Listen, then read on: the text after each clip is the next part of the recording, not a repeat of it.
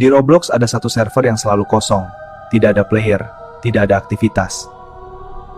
Suatu hari, seorang player memutuskan masuk ke server itu. Awalnya terlihat normal, tapi suara aneh mulai terdengar. Tidak ada player lain, tapi chat itu muncul. Server itu mulai berubah, seperti tidak ingin dia pergi. Server ini bukan kosong, tapi ditinggalkan. Dan saat dia menyadari kebenarannya, sudah terlambat. Sekarang, server itu tidak lagi kosong.